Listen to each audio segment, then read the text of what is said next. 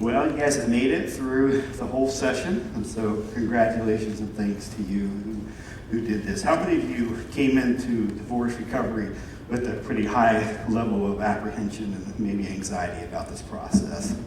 Okay, a lot of you. So I was the same way. It was a long time before I had enough guts to come go through this process. I went through it 3 different times, and then I became a group leader here at Willow, and so it's probably one of the best things that I ever did.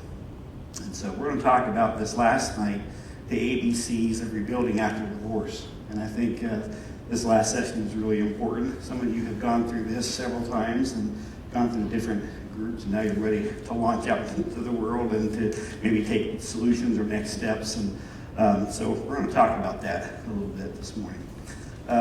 So you have a handout here, and there's a scripture that I want to start with. I think that's really important, and it's out of Luke chapter 14, verses 28 through 30.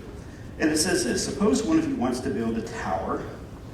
Won't you first sit down and estimate the cost to see if you have enough money to complete it? For if you lay the foundation and are not able to finish it, everyone who sees it will ridicule you, saying, this person began to build and wasn't able to finish. So we're talking about rebuilding our lives today. And it's not as simple as A, B, C. And here in America, we like the microwave thing of everything. We want the quick, easy steps to doing it, right? But I do think, when I think about in terms of the ABCs, these are 3 core things that I think are absolutely critical to us becoming. And one of the things is I've looked through many years of what are the key things that makes a difference whether a person grows from adversity in life. I've done a lot of research on post-traumatic growth, kind of hardiness, resiliency, and those type of things, because I see some people who go through rough things. It may be a traumatic death, it may be a divorce, it may be some huge loss within their life, and they go through and just go through it. Other people go through it, they're angry and they're bitter and they get on drugs and alcohol and have problems in relationships. And yet there's another third set of people that I find who go through life and they come out of it. They are stronger than ever were before. They are more beautiful as individuals, and they make a significant difference in the world, and their lives are significantly changed for it. And I always looked at that in my clients and the people that I work with, and look at my own life of what helps those people to really grow. We're going to talk about that tonight. So we look at this, you'll see this picture here. So this is an old house. This is my old house. After my divorce, I had absolutely no money. I was trying to take care of my daughters and even my ex, and so I basically let her have everything, and I walked out and just tried to rebuild my life. It had been 18 years. I've been married to her and faithful to her, and she said, I don't love you anymore, and it rocked my world. We tried to fake it and make it for a while, and there was no marriage. We were legally bound, but there was no marriage there. So eventually, it was just coming to that point, and so I moved out and went to this little teeny attic, little corner of a rooftop type of place. And then finally I found this place, and I was driving by, and I really felt clearly that God had said, hey, this is the place. And it sat there for like 3 years. There was literally raccoons living in the basement. And so it had sold like 4 times and fallen through. And but as I looked at the house, it's like I had hope. I had a vision. Sometimes we talk about in terms of projects at work or life, and I often say, hey, conception of an idea is a great thing, just like having kids. But bringing that idea to completion and raising that child to the end takes a lot more time and work. And so is rebuilding your life. But my question is, do you even have a vision about what your life should become? Some of you are sitting here within your lives, and you may feel like your entire life is like a glass that's been shattered all to the ground in a million pieces. You don't even remember what the glass looked like, what it's supposed to look like. You're sitting on the floor with all those pieces of glass and saying, where am I? Where do I go next? But at some point, there's a piece where you have to begin to pick up the pieces of your life.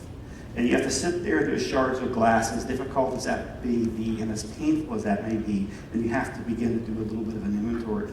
And when I looked at that house, I thought, this old house could be beautiful at some point.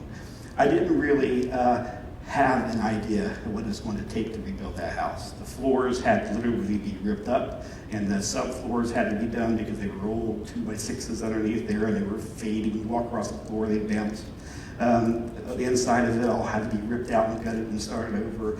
I think if I had known the extent of it, I may have not had enough strength to get out of bed the next day.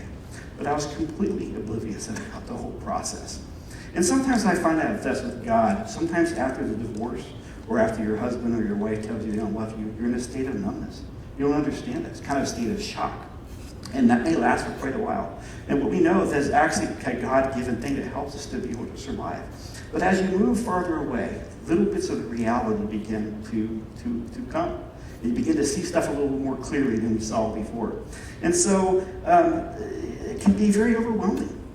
And for some of you, you may have been coming here now, it's maybe a month, and maybe 6 months, and maybe a year or 2 years later, that you finally got enough guts to come here.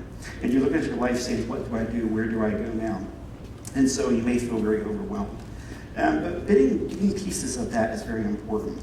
There's this element of assessment and then reassessment. Where you're at today is probably very different from where you were hopefully 6 weeks ago, 6 months ago, maybe from some of you even a couple of years ago. And it's been amazing to be a part of a leader of this group at Willow and see you guys grow so amazing. And I've seen people come in here who couldn't even spit out their name the first night.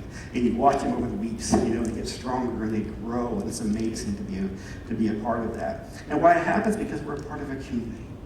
And this is one of the key things, we'll talk about that a little bit later. Being connected and being in community is absolutely critical. But you have to have a plan for your life. You do.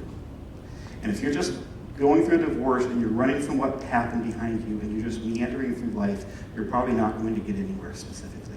And so as you're kind of closing this session, I want you to really think about where you're at, where you've come from, but more importantly, where are you going from here? And that's what makes the difference. I have my degree as a marriage and family therapist and a doctoral degree as well. But in this stuff, I used to do a lot of counseling, I still do. But mostly my life, I do more now is what I consider to be life coaching. And helping people to figure out the next step, because you can look at your past as much as you want forever and ever and ever and ever and ever. And it may never ever help you to know where you're going in the future. But however, in saying that, there's also a balancing piece that you need to look at your past. You've got to figure out how you got to where you're at right now. And that's hard for some of us to do. And so rebuilding that is a very important piece of that. The first thing I want to talk to as far as the A's is the A is for assessment. In Matthew chapter 7, there's a good scripture here. It says, "For in the same way that you judge others, you will be judged. And with the measure that you use, it will be measured to you. Why do you look at the speck of sawdust in your brother's eye, or your ex-wife, or your ex-husband, right? And pay no attention to the plank that's in your own eye? And how can you say to your brother, let me take the speck out of your eye, you stupid piece of..." Some of those things I've heard in our group, right? When all at the same time you have a huge plank in your own eye. See, here's the deal. You can't change your ex, right? You could have changed him or her, you wouldn't be sitting here in the divorce group tonight, right?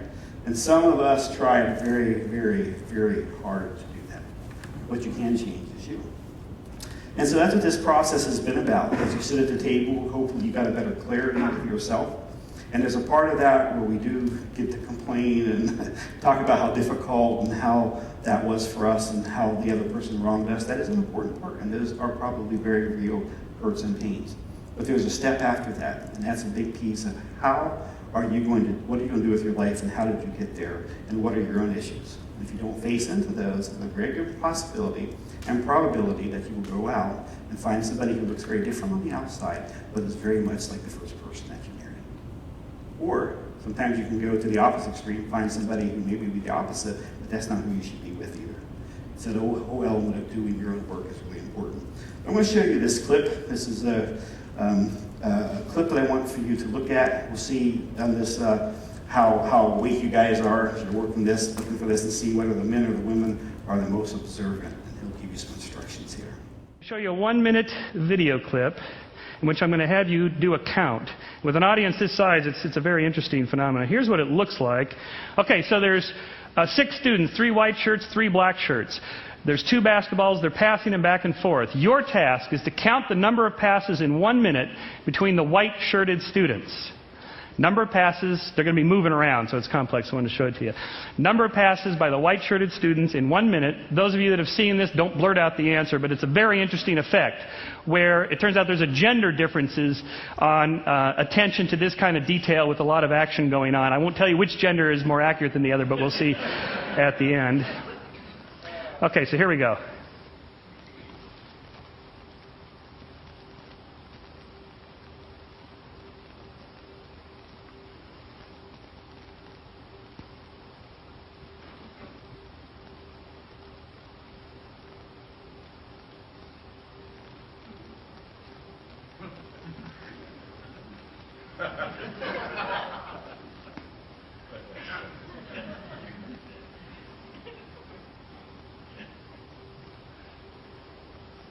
Okay, how many did you get?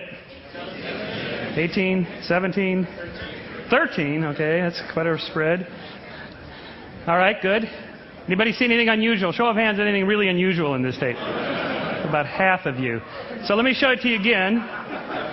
This time, don't count the passes. You're just watching globally what this looks like.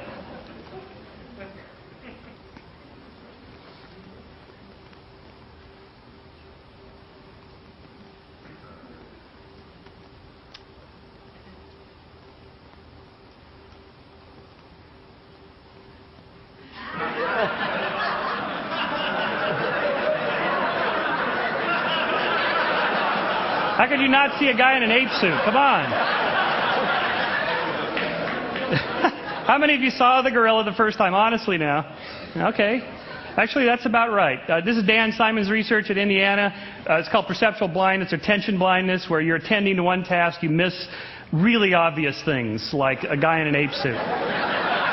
So cognitively, we are primed to look for something. I primed you by giving you a detailed task. I upped the ante by saying one gender was better than the other. By the way, there's no gender difference. And this is a huge problem, in not just dealing with the paranormal and stuff, but all of science. We're primed to look for certain data to fit our theories. We can't. So when we're in a painful relationship, a lot of times we do this. We're so focused on what our partner is doing, and we see all the painful things that they're doing and all the things they're doing that we don't see our own selves. And a lot of times there's a lot of stuff, we spend a lot of time in these workshops talking about some of the things from our own past and some of our things from our family of origin things and things that we learned, some of those tapes, some of those things that we picked up that keeps us from seeing some things. And this is one of the things that I love about doing group work. And this is, as a therapist, one thing that I love doing individual one-on-one work. But I like doing couple stuff even better. I like doing group work even more when you have the whole family together, because when you get 2 or 3 or more together, guess what happens? The clarity begins to come. So you can come in and sit across from me and kind of snow me with a whole bunch of stuff. I may or may not recognize that. But when your spouse comes in the room and she or he challenges you on it, and your kids come in, when your mom comes in the room, and it begins to make a little bit of clarity. One of the things that we have to do is look at our own lives and get a reality assessment of it. And that reality may seem like it comes all in one day, the day that your husband or wife walks out on you or something happens. But in reality, it takes time for all these things to come up with this. But your life has changed, and it's forever changed. And right now, it may seem very negative. You may have lost a dream. You may have had some other things that you thought would be there. But it has changed significantly. And that's one of the biggest things that I find to work with people at divorce, is for them to come to that reality of things have changed, and my life is no longer the way that it used to be. And that's until people can understand that, a lot of times it's very impossible for them to begin putting their life back together, because they get stuck constantly trying to make it the things that it was. And if you're doing that, your ex is having an awful lot of control over your life. It's going to really keep you from moving forward with life. We have a great level of blindness to ourselves. In my close relationships, I see the best and the worst of myself. One of my daughters, especially, she's the most like me, is I see myself in her. You know, if I'm being kind of, when she was little, and I was coming home, and I was kind of grumpy or agitated, I would see that reflect in her attitude, that she was picking on her little sister, and she'd be all grumpy, like, "Mallory, why are you doing this?" You know, then I'd hear her, and I'd think, that is so obnoxious. And then I'd listen to myself, and I'm like, "Madison, why are you doing this?" And I'm like, "Oh, that's me." She's reflecting that. And so we also talk about this in terms, there's a difference between a photo and a painting. A photo is a static picture. Now, I love photography, and I know now with Lightroom and Photoshop, I can manipulate stuff and make it look very differently. But a true picture captures what it is to a degree much more. In a painting, we actually do some things where we can have some artistic changes that we can have, and we can put in a tree that's not there, and some of those things. Your life is much more like a painting than a photo. And those of you who came in here to the divorce group on that day one, and you've now come here maybe 6 times, or some of you maybe 15 times, or some of you have come through multiple times, is your story has most likely evolved. And it's changed, because you have changed. And the things you remember, and the things that you think are important, the things that are significant, have changed as well, and that's really an important piece of that. The other thing is we want to look at both the past, the present, and the future. Sometimes I find people are totally avoidant to look at that past. And so if they don't have an understanding of that, they can maybe repeat the same mistakes. Sometimes I find that people just only live in the present and never make any plans to look forward to the future. And if they do that, you're in great levels of danger. So looking at the past can help you to understand some things, but how you plan your future is the hugest thing that I can tell with the people who get better and healthy and those that don't. They're intentional about their lives. They're intentional about their relationships. They're intentional about where they spend their time, their energy, and their money. It makes a huge difference. One of the candies I've liked through the years are those little Tootsie Rolls. And many years ago, I was in Kansas City, and I grew up pretty poor. And so we would get candy at Christmas, and that would last us till Valentine's Day. And the Valentine's Day candy would last us till Easter. And then the Easter candy was a long stretch to the birthday, and then you started all over again. So I would hoard my candy away. So my friend would just like scarf it all down, but I would kind of measure it out. So I would have some throughout the years. I love Tootsie Rolls. Well, I worked for the Salvation Army in Kansas City, and I worked in social services at that time, and somebody had donated a big bag of Tootsie Rolls, those great big ones that you get at Halloween at Sam's Club. So I'd stashed it under my desk. Kids would come into my office, and I would give them the candy, and so I'd had it for quite some time. So one day I had a new secretary who started there, and so she came in, and I said, "Hey, you want a piece of candy?" She's like, "Sure, I love Tootsie Rolls." So I threw her a piece, and she put it in her mouth. She's like, "That's horrible. That's stale." And I'm like, "What are you talking about?" I said, "It's a piece of candy. It's not like it's a piece of cake that's spoiled. It's fine." She's like, "You're nuts."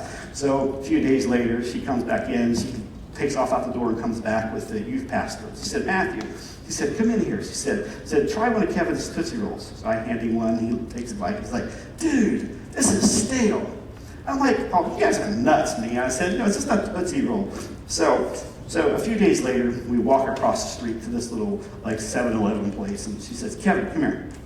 So I go over there, and she takes me over to the candy aisle, and she pulls up a bag of Tootsie Rolls, and she said, "Come here." I said, "What?" She said, "Come here, I want you to do something." She said, "I want you to squeeze this Tootsie Roll." And so I reached into the bag and I squeezed it, and she said, "What happened?" "I don't know." She said, "No, when you squeezed it, what happened?" I said, "Well, it kind of squished." And she said, "Hold that thought." So we walk back over to the office, and we get back in there, and she walks into my candy bag, and she pulls out the candy, and she said, "Here, squeeze this Tootsie Roll." I'm about ready to break my thumb, and that thing wasn't squishy. And she says in her little Kathy voice, "This is a stale piece of candy, and that is a fresh piece of candy." You know, a lot of times in our life, we have been eating stale candy for a really long time. And we don't even know what fresh really is. We may have come from a family of origins where there was toxicity in our relationships, and we thought that was normal. And it was for us, because that's what we knew, right? And then we get out there and you sit around this, and that's what happened in my life. You begin to look at this stuff, and you begin to realize that this marriage is really painful. This couple doesn't treat each other that way, you know? And you begin to look at this life and look at your own life. And some of you have looked at your life and you said, "My life is stale." Some of you are saying, "My life is stale right now." The beauty of that is you have a choice in that. You have a huge choice in that. And you can choose to continue to eat stale candies in your life, or you can choose to walk across the room, as Bill Hybels talks about in his book, and meet some other people. And you guys have taken an incredible act of heroism or walking across the room to get outside the comfort of your room to come here to this divorce support group. And those of you who have come here, you're growing significantly for that. And so I really commend you for that. Some of you have been through AA or have some friends who've gone through that, and you're familiar with the 12 steps. The first step I really want to talk about this first few minutes. It talks about is that you make a searching and a fearless moral inventory of ourselves. That's hard to do. And you can't do it alone. Not accurately. Because we lack the perception to see ourselves clearly. And when we're in a relationship, a hermit can be anything he thinks himself to be, right? Because there's nobody to challenge it. He can be altruistic or he can be whatever, and nobody's there to really challenge him on that. But when you're in a relationship, that's impossible. And then so that element of really looking through our lives and working through those 12 steps, and those are in your book, are a really important part of that. Reinhold Niebuhr has what we know as a Serenity Prayer, and that's in your book as well. But this whole element of that he talks about here is, God, give us the grace to accept with serenity the things that cannot be changed, the courage to change the things that should be changed, and the wisdom to distinguish the one from the other. Not so easy of a task, but it's absolutely critical. Some of us don't realize there's more to this prayer. The rest of it goes like this. Living one day at a time, enjoying one moment at a time, accepting hardship as a pathway to peace, taking as Jesus did the sinful world as it is, not as I would have it, trusting that you will make all things right if I surrender to your will, so that I may be reasonably happy in this life and supremely happy with you forever and the next. Interesting. And so that is one of the biggest challenges that I think that we have. When we talk about this, we have to look at what we can change. And what you can change is you. And some of you may still be in that thing of trying to change your ex or change your spouse. And you can't do it. Somebody sat me down one time and said, if you could, and one of the things I like harmony in my relationships, and one of the things I really wanted to do was have a peace and harmony relationship with my ex. And we do have that now, but we didn't for many years, and that very bothered me. And so somebody sat me down and said, Kevin, if you could have had that type of relationship, you would still be married to her. And it was a wake-up call. And realized that I got to work on myself first. It's not that it was all her fault at all. It was my stuff as well. But I can't change her.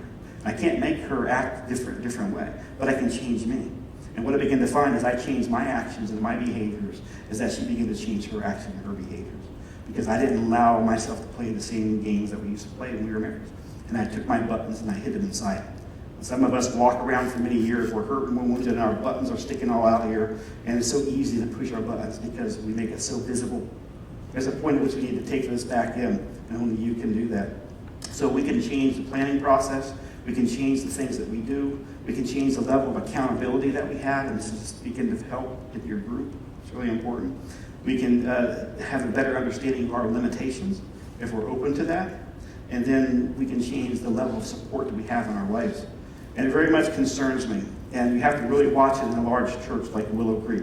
I love Willow Creek, and I feel at home here. But if I just walk in, and if you just walk in and out those front doors on Sunday morning with the other thousands of people sitting around here, you will be isolated and you'll be just as alone as if you sit home in your house. And you could be surrounded by 2,000 people every single Sunday morning, and you can feel just as alone. And this is where church happens for me. More than any place else is right here on Monday nights. And this is why I love coming to be a part of this, because when you sit around that community and you get to know people, so you have to get involved. And I know there's a time of healing. And when I first started coming to Willow, our marriage was in a really difficult place. And I was lonely and we were hurting and we were in a very difficult place. And for a number of months, probably years, we just came in and slipped in and out. But that wasn't really healing. There was a part of that that was grieving. And I just needed to be there. There was a point in which I began to say, hey, my life is never going to get better unless I begin to step outside of this and get connected with other people. And that's where I have seen the most change in my life happening after that. Some things you can't change, we talked a little bit about this, is you can't change other people. But you can change the way that you relate with them. And if you change the way that you relate to them, they will have to change that they relate with you. Make sense? Because if your ex always does this, and then you always do that, and then they always do this, But what happens to the day when you change that interaction? I distinctly remember the day that I did that. And I remember walking away thinking, I didn't allow her to do that to me. And that was a very, very important piece of that. I realized I had far more control, and so the practice and disciplines are really important. The other thing is you have to accept the realities of what it is. It may take some time to do that, but it's a journey. And as you walk this journey toward recovery, there's bits and pieces of reality that you will get that'll make sense to you that you never saw before. Some of you are going to have to face some things that I had to face, and this big one was the death of a dream.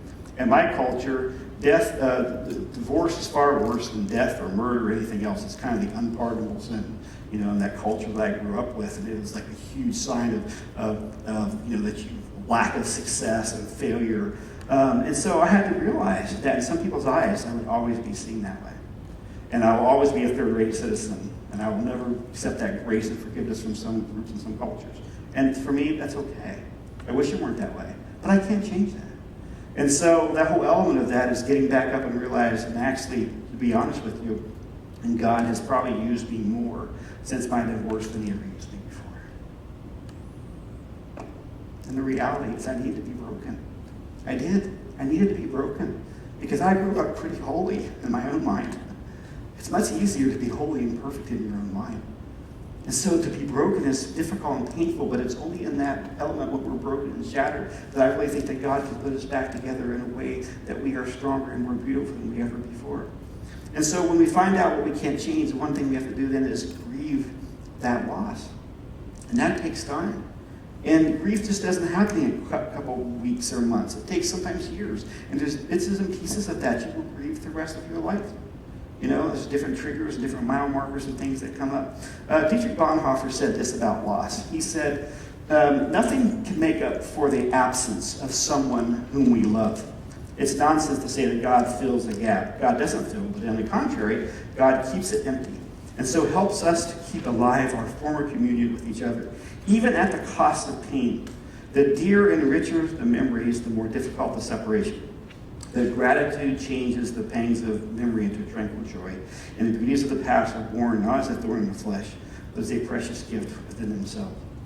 And that's very difficult for us to understand. These losses that we have are difficult, but the only way that you can deal with those is to actually grieve those losses.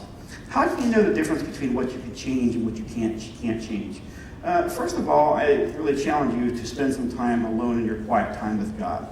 I grew up in the church constantly. I was surrounded by it. My dad was a pastor. We went to church at least 2 times on Sunday, and sometimes up to 4 to 5 times on Sunday, because sometimes we did the morning service, and we had 2 or 3 county home services where we went to talk to the seniors. We had an evening night service, we had a Wednesday night service, and sometimes we had a Saturday night prayer meeting.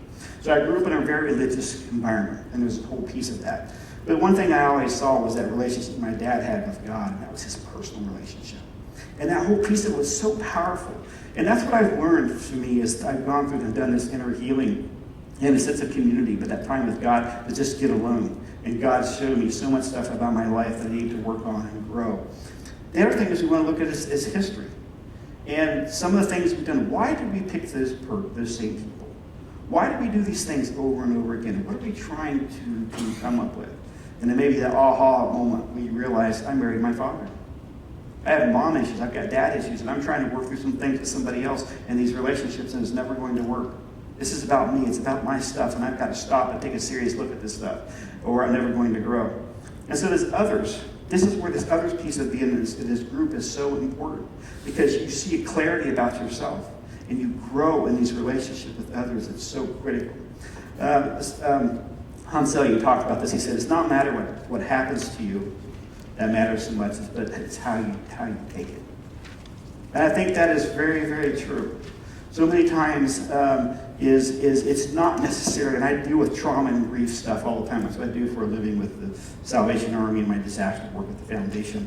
But if you have 2 people who look at the exact same event, they observe the same event happen, but they have 2 very different reactions. And a lot of it is about that perception. So let's talk about rebuilding our lives. The B is for building. This building piece is very difficult. I have a sign hanging above my desk. There are 3 kinds of people. Those who make things happen, those who watch what happens, and those who wonder what happened. What type of person are you? Sometimes I'll have to bring my staff into my office and we'll sit down and have a little chat. We'll talk about a project that's moving forward and looking at some of these things. It's really, really important. John 16:33 says, I have told you these things so that in me you may have peace, but in this world you will have trouble. But take heart, I have overcome the world. And looking at this, rebuilding does take a lot of time and energy. It really does. But the outcome is that you can move forward with that. You must have a realistic plan for rebuilding your journey. And what is that goal? Philippians 3:13 says, brothers and sisters, I do not consider myself yet to have taken hold of it. But one thing I do, forgetting what is behind and straining toward what is ahead, I press on toward the goal to win the prize which Jesus has called me heavenward in Jesus Christ. So, do you even have a vision of what your life should look like? Do you even know what a fresh Tootsie Roll looks like? You may not. And this is why you've got to have other people in your life. That's why you've got to walk across the room to meet other people and look into their life, because they will speak life into you and they will help you to gain a clarity about yourself that you will never be able to do on your own. Psalm 139 is a wonderful passage. It says, O Lord, you have searched me and you know me. You know when I sit and when I rise. You perceive my thoughts from afar. You discern my going out and my lying down. You are familiar with all of my ways. Before a word is on my tongue, you know it completely, O Lord. You hem me in and behind and before. You have laid your hand upon me. Such knowledge is too wonderful for me, too lofty for me to attain. Where can I go from your spirit? Where can I hide from your presence? If I go to the heavens, you are there. If I make my bed in the depths, you are there. If I rise on the wings of the dawn, if I settle on the far side of the sea, even there, your hand will guide me, and your right hand will hold me fast. If I say, surely the darkness will hide me, and the light will become night around me, even the darkness will be not dark. The darkness will be dark to you. The night will shine like the day. The darkness is light to you. For you created me in my being. You knit me together in my mother's womb. I praise you because I am fearfully and wonderfully made. Your works are wonderful, and I know that full well. My frame was not hidden when I was made in the secret place, when I was woven together in the depths of the earth. Your eyes saw my unformed body. All the days were ordained for me were written in your book before one of them ever came to be. How precious are to me your thoughts, O Lord. How vast is the sum of them. Were I to count them, they would outnumber the grains of the sand. When I awake, I am still with you.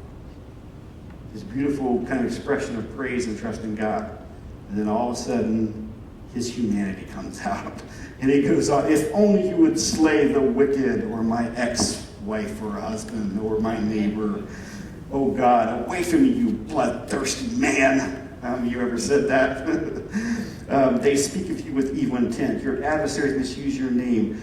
Do I not hate those who hate you, O Lord? Abhor those who rise up against you. I have nothing but hatred for them. I count them my enemies. Deep breath. He comes back and says, search me, O God. Know my heart. Test me. Know my anxious thoughts. I would add, in my angry outbursts. And see if there is any offensive way in me, and lead me in the way everlasting. You know, our human emotions are normal. You know why? Because we're human beings. And we have anger. So I've told us the anger stuff that I teach. There's 561 references of anger in the Bible to God. God's anger. And so if we're creating God's image, we have that capacity to have anger as well. So when we're rebuilding must focus on one day at a time and one step at a time. And what I find a lot of times, people feel like, I'm here, and I've wasted 5 years of my life, I've got to be here. And they want to take this giant leap from the pain and the magnitude of their divorce into total recovery. And I'm great that you have that vision, but it takes a little time to get there. And if we have those unrealistic expectations, is we may not get there. Now, I also say I don't want to dash that hope. If somebody had come into me on that first couple days after I bought that old house and said, Kevin, you are totally, completely unrealistic. You are not going to have this house done in 6 months. Ken was over there one of those early days. And I can see him if you walk through the house, he's like thinking probably, are you serious? It's come a long way, baby. And so, but it still has some long ways to go. And so there's still rooms and there's still areas of that house that aren't done. So the reality comes a little bit of time. And what Ken didn't do is say, dude, you're never going to make it. You should be depressed. This is like, well, would that have been helpful? No. You know? Instead, I remember him saying something about, hey, if you need some help, if you need some guidance, he gave me some books, and we talked about some stuff, and I was doing some tile work, and he gave me some kind of expertise on that. That stuff was really helpful. And if you guys come to these groups and you sit down with each other, you heard each other's stories and say, hey, I don't know how you're feeling, but I've been there. It's a rough place to be. You ever tried this? Or, hey, let me go with you to court next week. Those things are very, very powerful. A couple of years ago, actually, it's been more than a couple of years ago, I was in Phoenix. And so I decided to go up to the Grand Canyon. Now, I'm from the Midwest, and I had no appreciation at that point of the desert.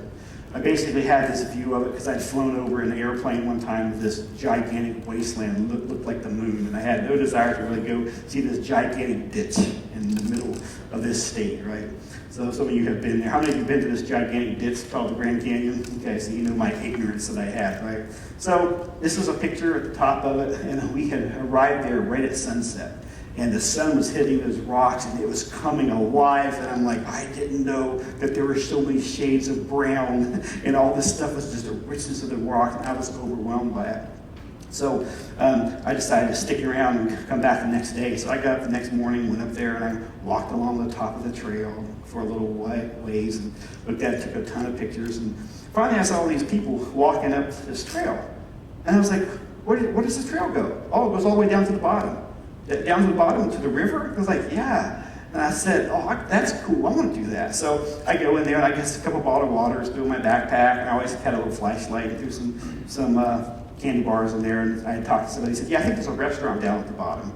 And so I started down this trail. It's a Bright Angel Trail. And so I'm skipping my way down there. About 3 hours later, I make it to the bottom. And on the way down, I'd see people coming up, and they were like barely moving. I mean, these are going down and going up. They give you this look like, I'm going to kill you, So I get down and find this guy. He's like, hey, if you keep walking, you can actually make it to the river. So I'm like, really? So I go trucking across there. I'm tired. And I'm not really thinking. Sometimes I'm not the smartest, card in the deck. And so I get there, and so I'm coming back, and so I see this old dude down at the bottom. And he says, so where are you staying and spending the night? I said, no, I'm not spending the night. He's like, you're walking back up. He looks down at his watch. He's like, how long did it take to get down here? About the time it had been about 3.5, 4 hours. And then he looks at me and he's like, oh no. And I said, yeah, I'm walking back up. He's like, you are? I'm like, yeah. So I said, yeah, it'll probably be a little bit harder going up, So he looked at me, so I start trekking it up. I get about halfway up.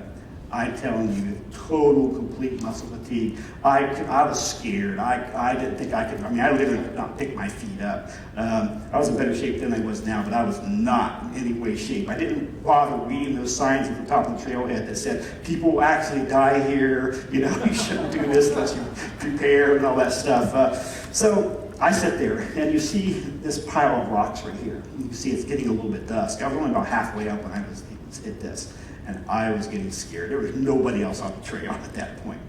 And so I'm sitting there. And I sit down and look there. And right beside me, I saw this pile of rocks. I'm like, that's kind of interesting. And I'm sitting there, and I'm feeling all anxious, and I'm just like, looking around.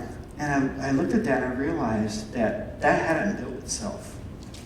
There had been millions of people who probably walked down that trail, not that far down, but they walked down a little bit. And as I looked at that, I realized that many, many, many, many, many people before me had sat down there, and they'd added their own rock to the pile. And I picked up my own little rock and put there on the top. You can see it on the very top there. And I was sitting there, I began to feel this strength. As I was sitting there, I was praying, I felt the strength of all these people. I looked around me, there were no skeletons laying around the ground. So I'm thinking, hey, and I'm thinking, nobody's going to get me. They're not that stupid to come down here this late at night. And there's not even an animal that's going to walk on this trail this late at night. So I got back, and with my flashlight, I went on my way to the top. So, this whole element of that when we're trying to rebuild, this whole piece of this is about connecting. And even there in that aloneness, I was connected by the people who had made that path before you. In this group, you have had people at your table who are fresh off the boat. They just got dumped out of the house and their life is in a million pieces. And you have people in your group who've been there a couple months, maybe even a couple years, you know. And your group leaders, we've all been through that journey. And so that whole piece of that learning from each other is really, really, really critical. There's this piece of this passage I love very much. This is from Galatians chapter 6. And this is in your handout here. In Galatians chapter 6, verses 1 through 10, we are told a couple things. We are told to carry each other's burdens in verse 2. And then a few verses later, it says, each person should carry their own load. It almost sounds contradictory. But when you look at this passage, it's not contradictory. The words for the meaning behind that first, each person carry their own, care for his burdens, has to deal with the element of a boulder, something that's so heavy that you really can't carry it on your own.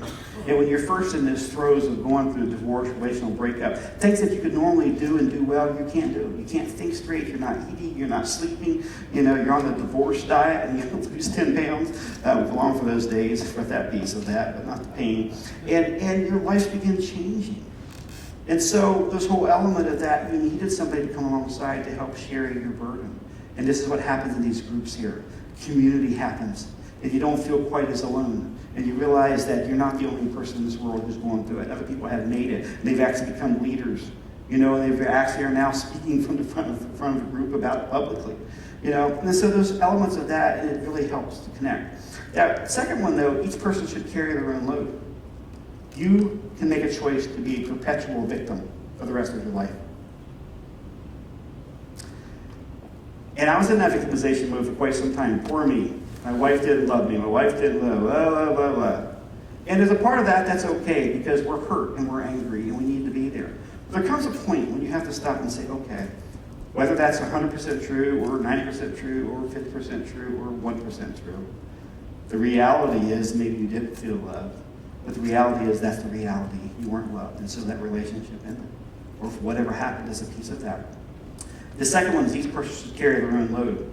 The word behind that carries with it the idea of individual responsibility. So it's not like a boulder that's too big to carry. It's like a little knapsack that somebody's able to carry. And here's what happens sometimes, is in the first part of a marriage, we're so overwhelmed by the divorce, and somebody has to carry our burden, but then we don't ever start picking up our own stuff. And so part of that is taking individual responsibility for our own life, because there comes a point that ultimately you and you alone are responsible for your life. You in accountability with God, and you can choose to do it on your own. You can choose to make the same mistakes, or you can choose to look to other people and God and make some new choices and pick new people in your life. And it takes some time. And the reason we say in these divorce groups all the time is not to remarry or get in a relationship too quickly, is not because we want to have some rigid rules. It's because you've got to do your own work. And I really appreciate now that time that I had from the relational breakup, from the time that I got married, because now I am in a very healthy marriage with a wonderful woman, but I don't think I ever probably would have picked her first, or her me, because we didn't know. We hadn't done our own work yet. And now I am remarried. We have a wonderful marriage. And I want to tell you, there's people who tell you, if once you're divorced, you will never, ever have a second happy marriage. That is just absolutely not true. You can look at back at room and some of the other people in this church who have gone through some horrible divorces, and God has redeemed them, and He's forgiven them the sins that they've done, and they have had some happy and healthy and vibrant relationships. But that's because they've made changes in their own life. And that's a challenge that you and I have that choice every day when we get up in the morning and put our feet on the floor. What is this day going to be? And sometimes we forget that. And so with this Galatians chapter, here, this piece of that is we have to strike that balance, and we have to carry each other's burdens. We got to take our own stuff. But we talk about later in this passage that we also reap what we sow. And so the whole element of sin, and when you see this in the Bible, it says the wages of sin is death. And I used to think of this as that the wages of sin, if you sin, God's going to smite you dead. He doesn't have to. He didn't have to do that. He didn't have to take a thunderbolt, because the wages of sin are death, because when you do sinful actions and we do things, sow these things, it's just a natural thing that falls apart and it dies. So if you don't take your relationship and you sin your relationship, it's probably going to die. If you steal at work, it's going to come up and get you. if you do these other things, there's something that naturally occurs with that. So life is bigger than you. This last piece of this passage said, therefore, as we have the opportunity, let us do good to all people, especially to those who belong to the family of believers. This is one of the last steps in the 12 steps, is that you have that level of accountability and that you go help somebody else. And those of you who've been in these groups, you've gone through it several times, I watch you now helping other people, and it's amazing. And I see you growing, I see you coming, you have a joy about your life that you didn't have before. There's something that happens within that. So I have this question mark here. Who are you and who aren't you? You ever ask that question? You need to ask that question, because it's at the fundamental part of your being. There are people in your life who may have told you you're a loser, you're a screw-up, you don't belong in the church, you're damaged goods. You may have had a father or a mother who didn't believe you. You may have an ex-husband or a wife who called you all kinds of names and said you're this. Okay, maybe there's a piece of that's true. But there's a new piece of that God can redeem and make that piece of there. And there's a piece of that are not true. And you have a choice over those actions and behaviors, and God can take that and transform you. Some of you struggle a lot with adequacy. You see this picture here? This is a sink that I found alongside the road one morning. I like to get up and I like to walk and I like to pray. That's my reflection time. You see, it was a rainy morning. It was a Saturday morning. And I got up early and I was walking around the neighborhood. And as I was walking around, I had this great sense of inadequacy, that I had failed in this marriage and I wasn't able to save this marriage. And here I am, Dr. Kevin Ellers, the marriage and family therapist, and yet I couldn't make this woman love me. I couldn't make this marriage better. And I'm not saying I did everything perfect, because I didn't. But I obviously failed at that.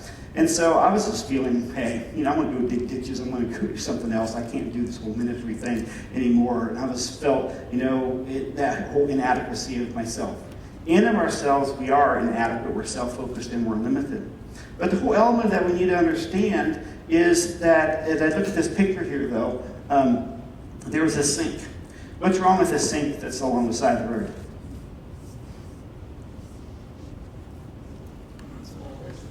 Huh? It may be old. Yeah, it's detached. It's not connected. You can go up and turn these spigots on this all day long and nothing's going to happen, right?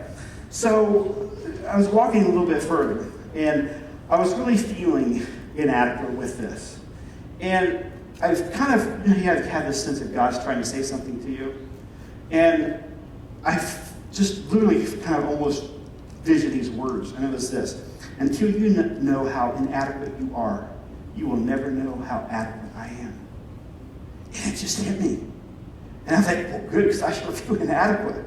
But do I really understand how adequate you are to help me to rebuild my life? And I didn't. I wasn't getting that. I was having a whole pity party for myself and realized that my whole ministry is ruined and none of this stuff's ever going to make it. I can't. I was feeling quite sorry for myself. But God didn't look at it that way. And so we understand that through the death and the resurrection of Jesus Christ is that we can have new life, we become new creatures, and we can be transformed as a relationship with God and a relationship with others. And so the whole element of this, and what I felt like God directed my attention to, was not like that sink that has the fake marble and the little gold things and all that stuff. There's a lot of that stuff in the church.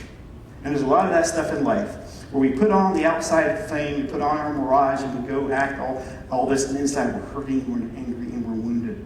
And that's what I love about these groups. We come together, we share our hearts, we share what's going on with us, and we are understood. And what I felt like God was saying to me, I don't want you to get to that sink. With your fake, marble and your fake gold on the outside. I want you to be like this.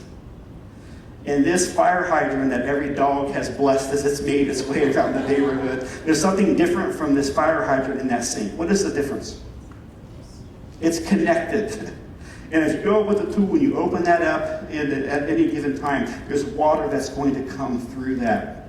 There's a passage here that we find in 2 Corinthians, and many of you are very familiar with that, chapter 12, verses 9 through 10. And Paul says, I was given the gift of a handicap to keep me in touch with my limitations. And you guys have any limitations you're still feeling? Satan's angel did his best to get me down. In fact, what he did was push me to my knees. No danger then of walking around high and mighty. At first I didn't think it was a gift. And I begged God to remove it. 3 times I did that. He told me, my grace is sufficient. It's all that you need. My strength comes into its own in your weakness. And once I heard that, I was glad to let it happen. I quit focusing on the handicap and began to appreciate the gift. And it was a case of Christ's strength moving in on my weakness. And now I take my limitations in stride and with good cheer. These limitations that cut me down to size, abuse, accidents, opposition, bad breaks, and he'd probably add if he was talking to you tonight, and divorce. I just let Christ take over, and the weaker I get, the stronger that I become. And so that's a very message of the cross, is that when we're weak and we can submit our will to God and to others, is God can begin to transform us. And he can begin to grow us in a way we could never do it in ourselves. John 15, verses 1 through 8, talks about being the vine and the branches. And that whole piece of this talks about that we have to be connected. You have to be connected to other people. And if you're not connected to other people, to God, you will die. And so you can't, when I teach this, I draw a picture of the vertical relationship and the horizontal relationship. And you must have both of those, because if one of them is severed, it will die. And so you've got to be connected with God, and you've got to be connected with others. So, you know, and if we look at this, I have to ask you is, are you connected? And how are you connected? And that connection to God and to others. And those two must be happening simultaneously. So I started reading this talk with Psalm 139, and being searched. You allow God to come along and help you with that. This last, I want to point out here is this passage right here. And this is Romans 5, verses 1 through 5. And rejoice in the hope of God, the glory of God. Not only so, but rejoice in our sufferings. Because we did a suffering produces perseverance, and perseverance character, and character hope. And hope does not disappoint us, because God has poured out his love into our hearts by the Holy Spirit, whom he has given us. Elizabeth Kubler-Ross has a beautiful passage that I have used many times, and I love this. She says this: the beautiful people are those who have known defeat, known suffering, known struggle, known loss, and have found their way out of the depths. These people have appreciation and sensitivity, an understanding of life that fills with a compassion and gentleness and deep loving concern. Beautiful people do not just happen. And I literally have had the opportunity to travel all over the world, mostly doing disaster stuff and trauma stuff, and I find people who've been through horrendous things. I was just in the Philippines after the tsunami came through there, and there was this one group of people that I was teaching, and they had come because they wanted to learn about doing crisis response stuff, and they were ministering to others. And they were just a delightful bunch of people. I was there for several days with them. And at the close of the seminar, and they just worshiped, that they were just giving to each other, and they talked about the whole element, the one word they would talk about over and over and over again was unity. Unity, unity. And as we closed that seminar, I was getting ready to leave, and somebody had come up to me and they said something about, they were talking about everybody losing everything. And I said, what are you talking about? They said, you are aware that everybody in that room for those last couple of days you were teaching had lost absolutely everything in their tsunami. They were victims themselves, and they were here to help other people. And of all the people that I had taught in the surrounding areas, these people who were the most impacted were the most joyful. And they had turned to God in the middle of their sufferings. They had turned to each other, and they had just grown in amazing ways. And so my challenge to you is this, and this challenge here is in Micah 6:8 that I want to leave you with tonight. And this is from the New Jerusalem version. And it says this is what Yahweh asks of you. So as you're reading this, put me in there. This is what God asks of me. Only this, to ask justly, to love tenderly, and to walk humbly with my God. And that's a powerful piece of that. You know, I failed in many ways in my marriage and trying to do this. And one of the things that after we were split up, and I said to my girls many times, I said, girls, your mom and I are going through a really tough time. And I said, if you ever see me say anything or do anything against your mother that you don't like, I want you to call me on it. Because I felt that was very, very important. I know that sometimes I slipped in my humanity and I said stuff because we were both angry and hurtful at each other. But you have a choice of where you go from the past. And as you leave this seminar to go out into the world, I want you to think about this. Where is my life now? Where have I been? But most important, where am I going to go with this life? Is God a part of that? And who else is a part of it around me? That is my challenge to you. is to go through your life and to act justly, to love tenderly, and to walk humbly. Thank you for letting me be a part of your group tonight. It'll take 5 minutes, and then we'll go to our tables.